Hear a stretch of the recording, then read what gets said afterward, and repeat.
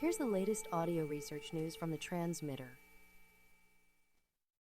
AI-assisted coding: 10 simple rules to maintain scientific rigor, by Russell Poldrack. For better or worse, nearly every neuroscientist is now an amateur software engineer to some degree. Some of us write simple data analysis scripts. Others write complex software packages implementing entire workflows for data acquisition, analysis, or simulation. Because the accuracy and reproducibility of our science critically depends on whether our software operates correctly. I started digging deeply into the software engineering literature over the past decade. I wanted to figure out what insights might be brought to bear on scientific software engineering to help reduce the likelihood of errors that affect scientific conclusions.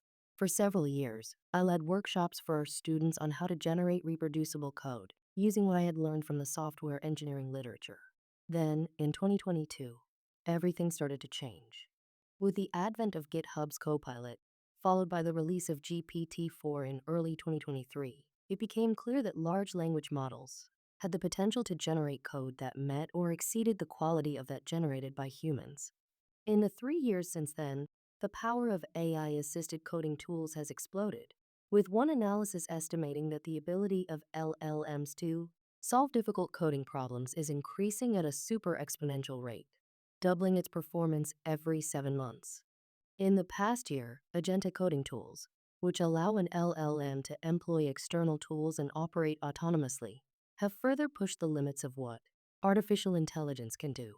Given this power, nearly every scientist is now using LLMs to assist with coding in some way, either through the use of chatbots such as ChatGPT or Claude, the use of integrated coding agents in tools such as Visual Studio Code or Cursor, or the use of coding agents such as those available via Claude Code or Cursor.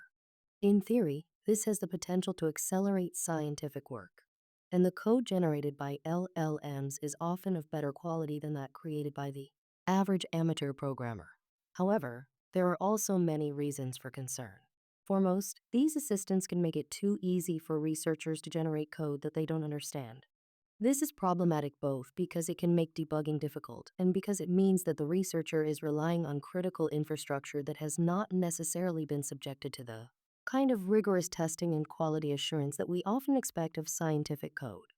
AI coding assistants change the user from a generator of code to a reader and reviewer of code, but they don't change the fact that the user needs to understand what the code is doing and ultimately take responsibility for it as a scientific product.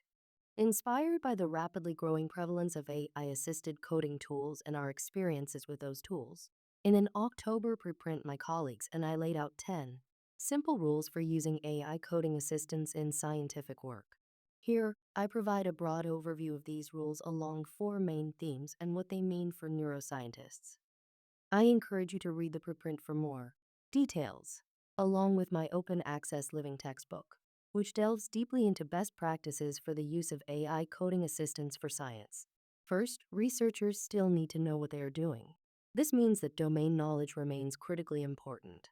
Though AI assistants may be able to autonomously solve common problems, such as how to build a website, for which there is an abundance of training data available, they will often make mistakes when creating complex analysis code for cutting-edge scientific problems. Researchers still need to closely examine and verify any code that is responsible for generating scientific results or conclusions.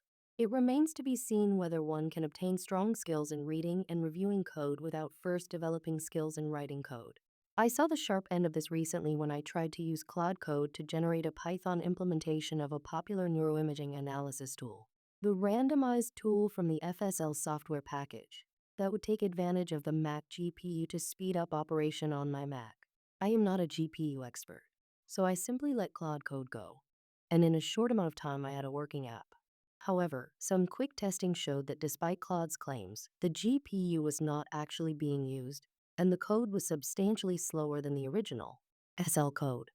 I spent several hours working with Claude to try to debug this, only to have it finally realize that the algorithm that I had provided for it wouldn't actually work on the Mac GPU. This provided me with a blunt lesson about the dangers of coding beyond one's knowledge base using AI coding assistants. Second, it's critically important to understand how to effectively work with AI coding assistants. This means that one needs to specify the problem as clearly as possible to the assistant before it starts writing code. Workflows for effective prompting of coding agents are still emerging, but in general, the user starts with a project requirements document that outlines the project specifications in detail and then uses LLMs to help generate a task list to guide the work of the assistant. It's also important to carefully manage the context of the model, which refers to the information currently active in the model's working memory. The goal of context management is to make sure that the model has all of the information that it needs and as little extraneous information as possible within its current context. Though the context windows of language models continue to grow in size, there is increasing evidence that information tends to get lost in large context windows, a phenomenon known as context rot. So context management remains critically important. Third, testing is essential to validate the code generated by an AI assistant. We recommend the use of a test-driven development approach, in which the researcher develops an initial set of tests that together assess whether each of the intended features of the code are working properly. AI tools can be useful in helping to write tests, but they must be used with caution. Assistants can often generate tests that don't adequately assess the problem of interest, or they may change tests simply in order to pass. Finally, we highlight the scientist's continued responsibility to ensure that all code generated by the project is valid. To quote our preprint, "AI wrote it is not a valid defense for flawed methodology or incorrect results."